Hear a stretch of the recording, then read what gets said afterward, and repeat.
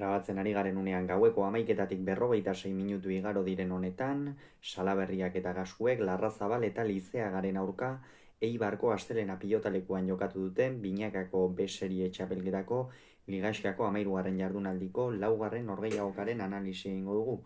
Garaipena Salaberria eta Gaskuerentzat izan da, naiz eta favorito Larrazabal eta Lizeaga ziren 22 eta 12ko emaitzarekin, eta honen bestez Salaberriak eta Gaskuek playoffak ziurtatu dituzte. Gogoratuko dugu aurreko jardunaldian Salaberriak eta Gaskuek 22 eta 11 irabazi zietela Bakaikoa eta Morga Etxebarriari.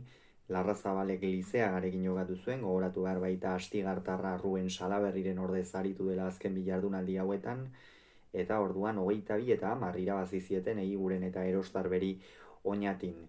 Gaurkoan hasieratik Salaberria eta Gaskue aginte makilarekin hasi dira, 5 eta 1 aurreratu dira, Salaberria berme handiarekin aurrean eta Iker Larrazabal ikusi dugu bere mailatik Xamar aurrekoan batez ere Ekain Lizeagak sekulako partida jokatu zuen, gaurkoan baina ez du hainbesterainoko nagusitasunik erakusterik izan.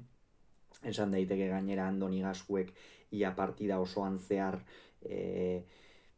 bizkarra erakutsi diola, eta horren ondorioz ez dira bat ere eroso aritu. Iker Larrazabal ere hasiera horretan oso lotuta ikusi dugu, bat ere abaguneri gabe, Salaberriari min egin ezinik, eta horren ondorioz 12 eta 4 aurreratu dira.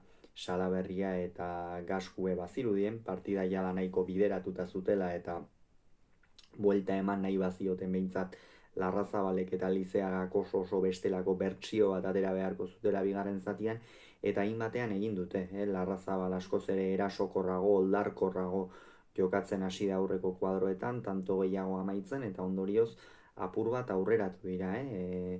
9 eta 8 eta 12 aurreratu dira, hor Lizeagak ere maila igo duela esan daiteke, oso ongi aritzen den atzelaria da, Airez eta Abar, eta gaurkoan ere erakutsi ditu doai horiek, baina ez dira nahiko izan partida aurrera ateratzeko. 18 eta 11 iritsi dira bigarren etenaldira, eta azkenerako 22 eta 12, egia esan,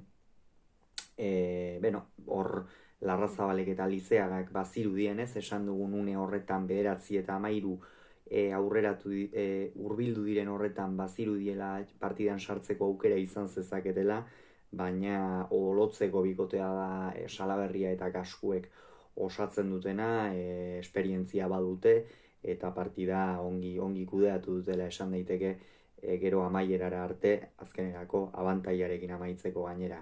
Honen beste zer gertatu da, Salaberria eta Gaskuek playoffak jokatuko dituzte, eta argi Larrazabal eta Salaberri bikote titulararekin izan ere sekulako saltsan sartu dira, eta bai, Dario eta Gabirondori datorren igandean Atano 3. irabazten badiete, jada 7 punturekin barruan lirake, baina Dariok eta Gabirondok 22 eta 16, hau da, baina Dariok eta Gabirondok irabazten badute, Dario eta Gabirondo izango lirake aurrera egingo luketenak. Beraz, partida klasikoak izango ditu hurrengo igandean Atano 3. Tentsioa gori egongo da, eta benetan ikusteko 2 partida izango dira Donostian jokatuko diren horiek. Hauxe beraz esan beharrekoa, hurrengoan gehiago izango zuen, bitartean ongi izan, agur.